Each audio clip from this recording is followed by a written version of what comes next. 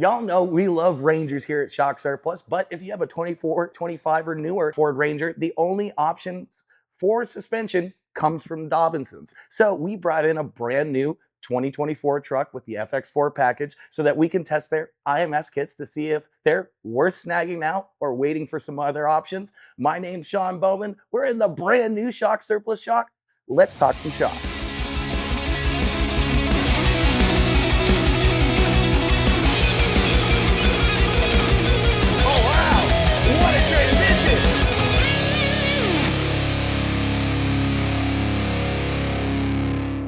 Now, Dobinsons is no small brand and they're no new brand. And for those of you guys in the know, you know they're pretty doggone good. But for all of you guys who aren't aware yet here in the States, Dobinsons is originally known for making coil springs. They're actually the largest coil spring supplier down under in Australia. And they look at upgrading your suspension in your whole vehicle completely holistically. So they start from the springs and upgrade everything else. The IMS kits for these particular Rangers include a couple different options for 2-inch lift springs, and their threaded body coilovers allow for adjustment up to 3 or allow you to offset constant load.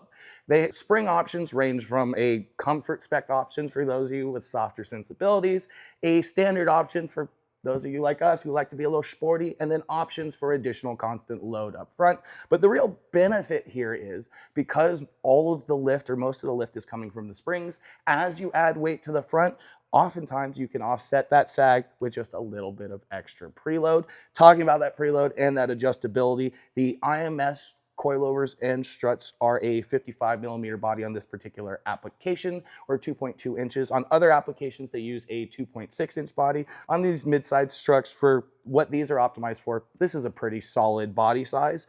They use a steel body, and the threaded nature means you can get away with some minor preload adjustments while they're still installed on the vehicle, and something we'll end up doing on this truck. Now, going back to the coil springs, they're not just available in different rates, they're also available in different colors: black, red, or the teal that Dobinsons is known for, and we went with. We like it. We're a bunch of millennials. Now, in the rear shocks are optimized to be paired with their leaf springs, and we found that out, I don't want to say the hard way, but we realized that the added length from those shocks meant that with the stock leaf springs, we weren't getting all of the travel, but compressed length is similar enough to stock that they'll still work with your stock leaf springs. You just might not get as good of a ride. All of the travel those shocks have, or may not be as good under a load, but these trucks do pretty well as is. Now, going back to that length thing again, the biggest thing we saw change from the stock to this is the length and the amount of travel, both the coilovers and the shocks. In both cases, they're about 1.5 inches longer than stock, which is well over 2 inches of wheel travel increase in the front. And if you were to get those leaf springs, you would get that full 1.5 in the back, which means this thing really turned into a flex monster.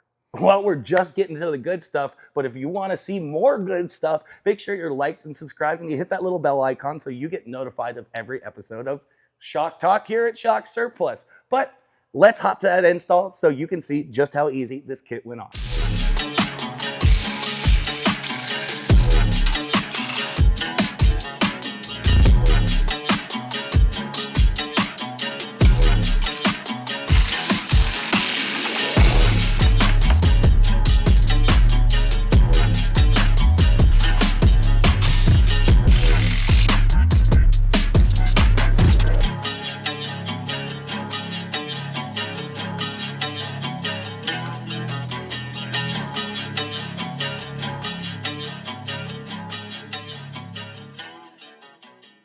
But now that the kit is on, we had to see how it felt. Obviously, although these kits are optimized for off-road use, most of you guys still got to drive your truck to work every day on the street. So let's see how they feel. All right, guys, we got the old Danger Ranger out on the road to give you guys a good feel on our normal test loop here. And I've already had some miles on it, and I can say I got mostly and almost completely positive things to say right off the bat. I can tell you the small bump compliance, how the road feel is about the same, which is a benefit. A lot of times you lose some of that with a performance suspension, but the big thing you gain is just so much more confidence, primarily over larger bumps. You can really just hit stuff and not have to worry about it.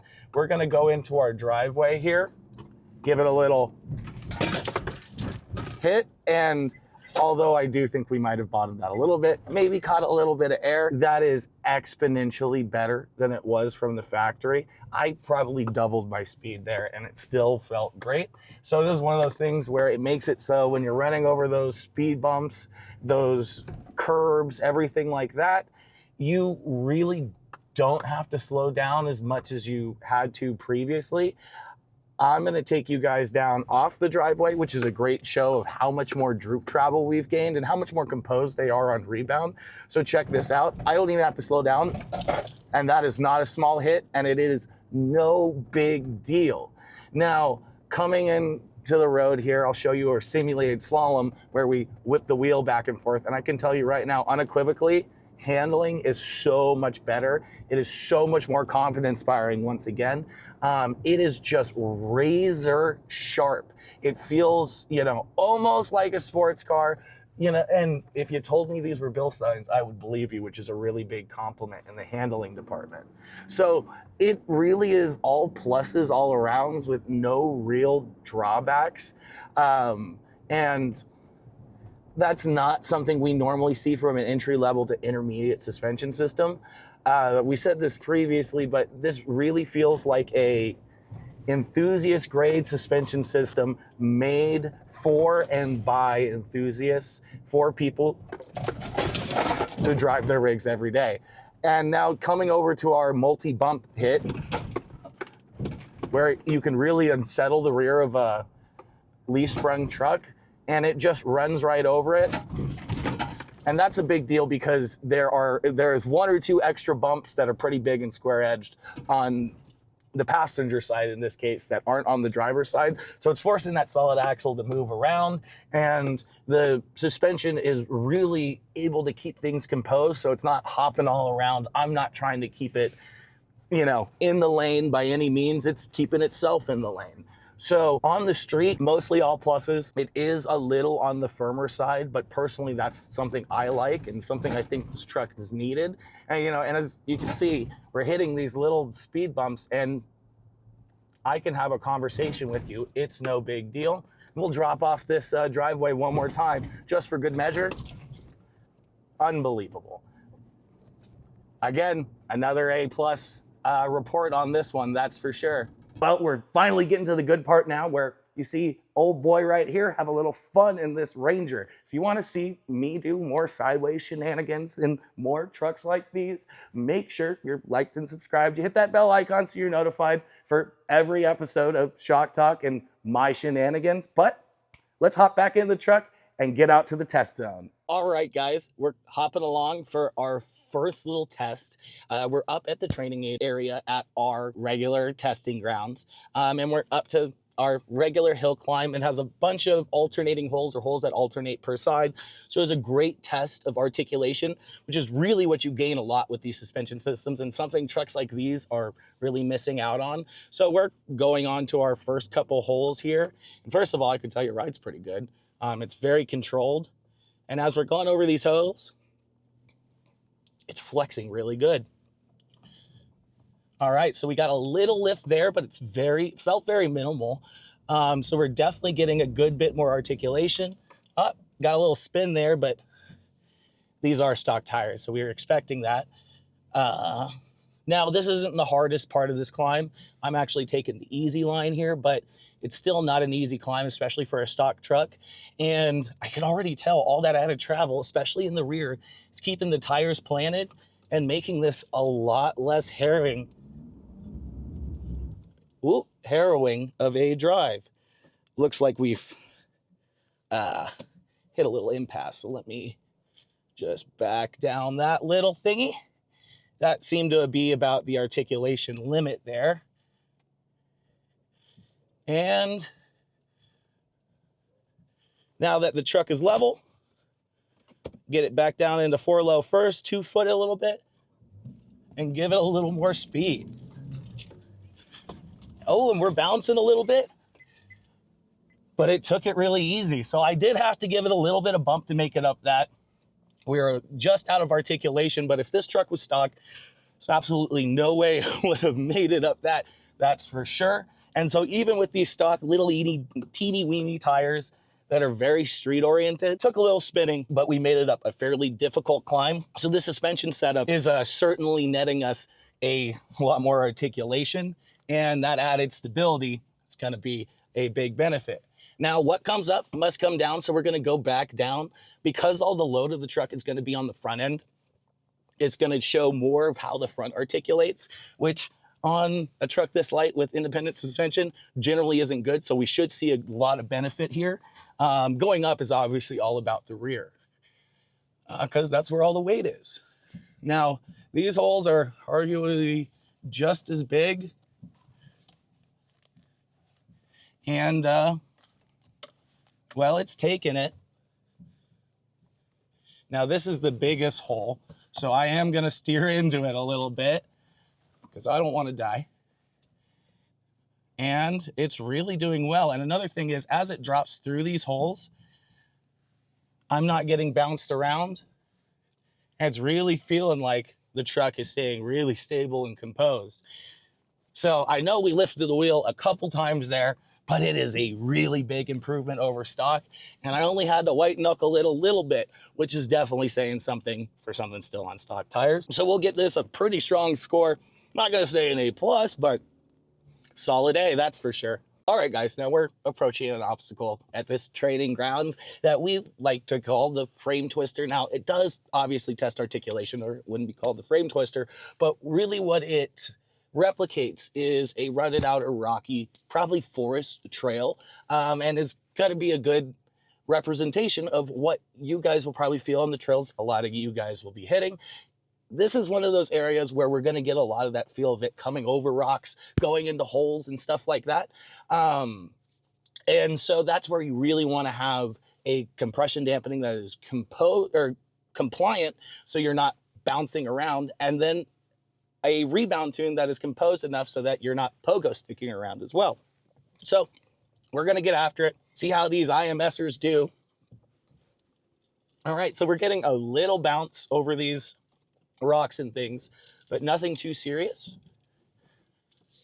You know, as long as I take it easy, it's good. I am getting rocked back and forth just a little bit, but this is certainly a huge improvement.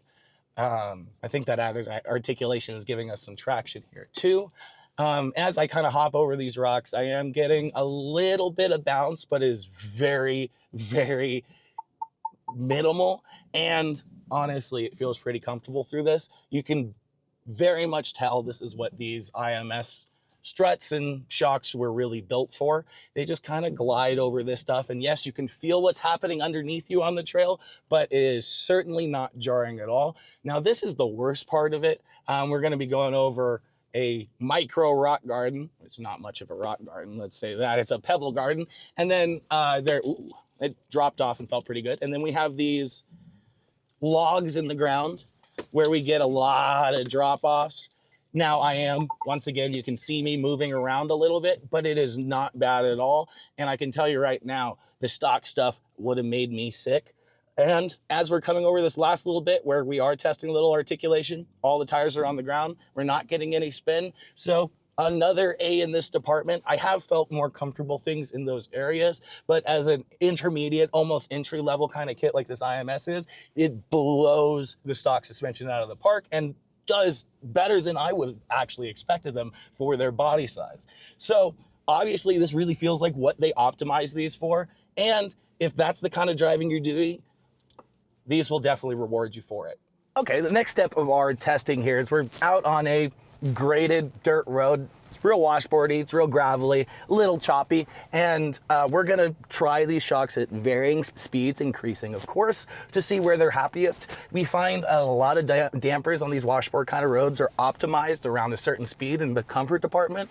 So we're gonna use this test to see where these IMS shocks are happiest, and that's gonna be a real decider for a lot of you guys if they're right for you. If you're the type of person who doesn't wanna have to go 55 miles an hour down a dirt road just to get some comfort, you know, then you don't want a certain set of shocks. If you're the type of person that only wants to go 15 miles an hour down a dirt road, there are a lot of shocks out there that might beat you up when you go that slow. So we're gonna start off easy here.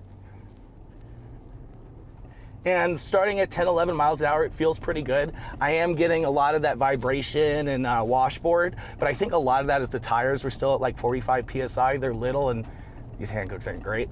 Or they're Generals or whatever they are. We're stepping it up to 25, 28, 30 now, and it is smoothing out. They're very similar to the Bilstein in that regard, where they're almost happier the faster you go. We're now stepping things up to 35, now 40, and they still feel good. This is probably the speed that I would be driving them at. As we get up to this 45 mile an hour range, I can start to, they're actually very smooth and comfortable. Honestly, if we had some better tires, it'd be more comfortable to go this speed, because right now we're kind of worried about grip. We're cruising over 50 to 55, and they feel great. So they're very similar, like I said, to Bilsteins in that the faster you go, the happier they get. And around these corners, which we'll show you later, it works really good. So maybe not for the person who wants to go 5 miles an hour down these dirt roads, but if you would like to get to your campsite in a reasonable amount of time, they'll get you there. And even with garbage tires, the handling is good enough to where I can predict what the suspension is going to do, which is very positive. But after this, we're going to hit some whoops, see where the limit really is, and then we're going to hit some corners like these to give you a better idea on what they feel like.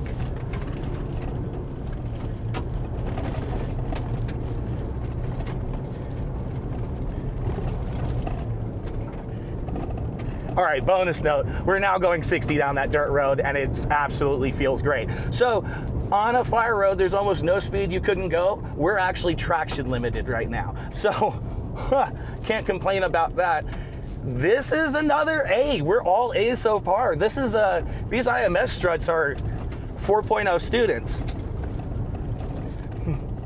All right, guys, we're finally to my favorite part of the day where we really have some fun. We're over here at our usual whoops. They're about 6 to 8 inches tall. Maybe some of them are about 10 inches taller deep, about 2 feet apart. So they're kind of perfect for a truck about this size and suspension of this caliber. I'm going to steadily bring up speed, see what they can handle. And obviously we're going to find their limits, because that's what I'm good at. So we're cruising in now. I'm in first gear, hitting second.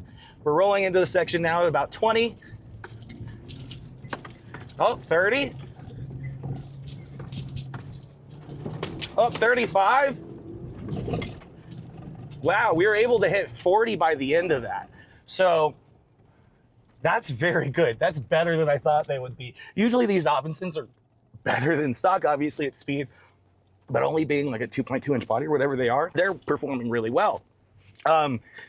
By comparison, we were able to hit about 35 in an F-150 with Bilstein 6112s and 5160s. It's a bigger body in the front, and they have a little bit more travel, although the truck is heavier. So this is doing really well. It's actually punching above its weight class, that's for sure. So we're gonna go back the other way. Now that we know we can go a little faster, I'm gonna hit it.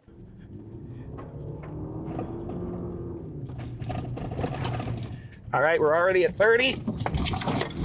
All right, so we got a little buck at 45 going the opposite direction. That's probably too fast for him. Yeah, that's a little too much for these.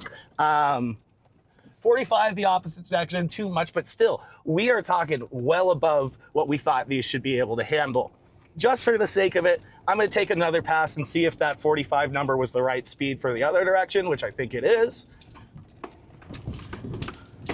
And we'll also be able to test fade here. Oh yeah, so now we're only able to go, oh no, we still clicked 42, but that was about the limit. So they will actually be able to rip the whoops pretty good. If you're doing back-to-back passes at speed like that, they do feel like they're gonna fade a little bit. Or they did feel like they faded a little bit for me. But once again, this is more of an entry-level system. That's not what they're designed for, and they still do it exponentially better than I ever thought they could. So I hate to keep giving them A's, but they get another A- for that. This is, I really might get this 4.0 score. All right, guys, I lied. This is actually my favorite part of the day. You can take the man out of the drift car, but you can't take the drift car out of the man. As we were talking about on the washboard road section, these really feel their happiest at 40, 45 miles an hour, which begs the question, can you turn at those speeds? So we're gonna see how they handle on the limit, whether they're predictable whether they feel sloppy, what have you. We're going to be hitting my favorite little chicane here. It's a left and a right. It's a real rolling corner, so it's easy to deal with. So I'm going to take you along the way, kind of show you how these things party on the limit to see if there's something you can keep under control if the back end steps out on you or the front end runs away. So I'm in manual mode. We're going to go into third gear. Coming in at around 35, 40. We're braking in, rotating, and it's sliding really good. We're going to make this transition right here. And easy as pie. Now, just for kicks, we're gonna go the other direction because I want to. And also to give you guys more data. That's what we need, right? More data. So we're gonna flick it in, same direction, or opposite direction here. We're doing the right, transition into the left, a little brake, a little gas. And wow. So they're super predictable, super neutral. The truck responds really well under braking to get it to turn in, but doesn't overly do it. It doesn't snap on you. On the throttle, it kind of digs, drives you forward. So I think the balance on low speed compression and low speed rebound front to rear is perfect. Honestly, not a lot of complaints. There's a couple bumps through that corner. It was able to take the bumps while I was sideways. I think you guys probably saw my hands flying around, doing my little jazz hands. You know what I mean? My magic fingers, my spirit fingers. And, well, brother, they felt great. It, you know, took the bump, settled, and we were able to keep going. I'm going to be honest. That was so good, we got to hit a third pass. The handling on this is just so predictable. And, you know, I know most of you guys aren't going to be lit on the limit, sideways as heck, going through corners. That's kind of a mostly me thing. But if you find yourself at or beyond the limit, they handle it well. Oh, that was a little understeer. So that was a little bit too much speed.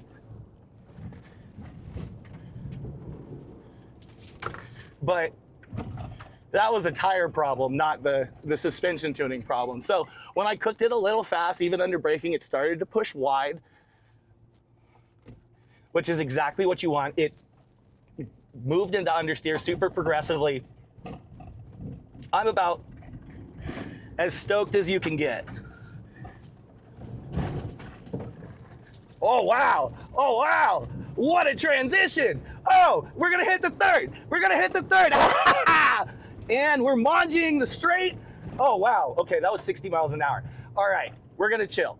So I think we have more than sufficiently proven that these things handle great. There's almost no body roll, and any roll or sway that was there was only generating grip. Chef's kiss.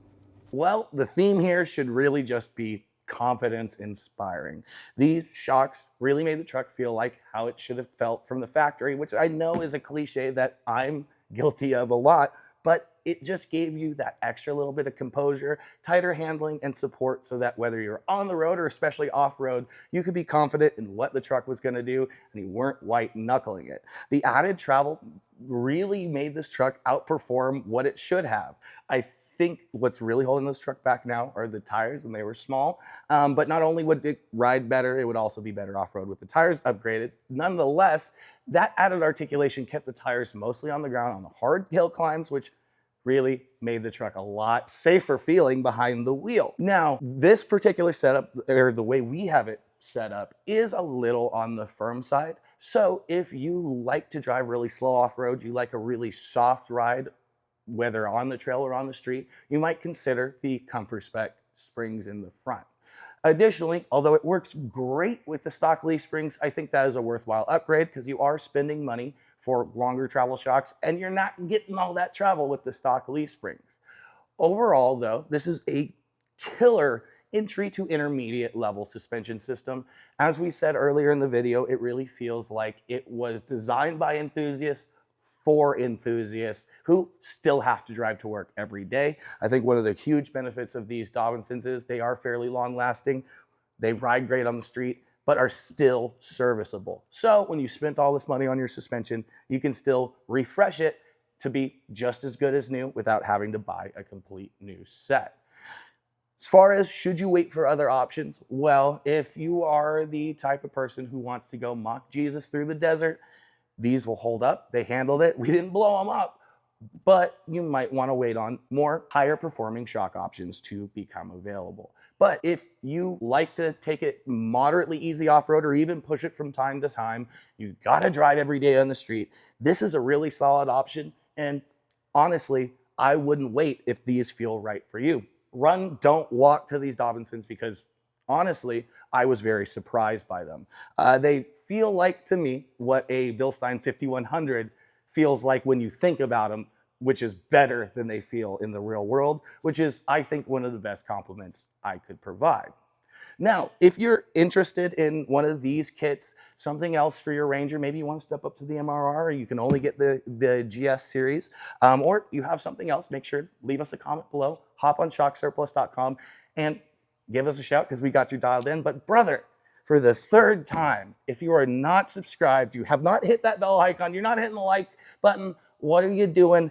Clickety, clickety, click, so that you're notified of our next release. And in the meantime, we'll see y'all out on the trails.